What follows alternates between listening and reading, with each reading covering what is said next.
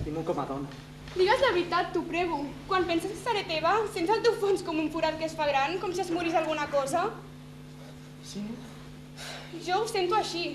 I voldria dir-te que hauria estat molt orgullosa de ser la teva dona, la teva veritable dona. Ara encara et diré dues coses.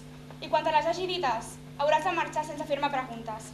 Jura'm que marxaràs sense dir-me res, sense ni mirar-me. Si m'estimes, jura-m'ho. T'ho juro. Està bé. En primer lloc, ahir. Fa un moment em demanaves per què em vaig posar el vestit d'Ismena, el pintallavis i el coloret. Estava tonta. No les tenia totes que em desitgessis de debò i vaig fer tot allò per assemblar-me una mica a les altres noies, per fer-te enveja. Era per això? Sí, i va riure, i vam discutir, i el meu mal caràcter va ser més fort i me'n vaig anar. Però vaig venir a casa teva perquè em prenguessis allà al vespre, per ser abans d'hora la teva dona. M'has jurat de no demanar-me per què, Emon, m'ho has jurat. T'ho suplico! A més, t'ho diré, volia ser la teva dona malgrat tot perquè t'estimo així jo, molt fort, i que et faré mal, estimat. Mai no em podré casar amb tu.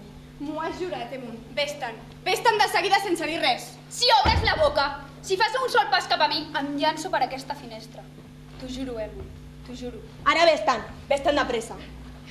Sisplau, vés-te'n, Emon. És tot el que encara pots fer per mi, si m'estimes.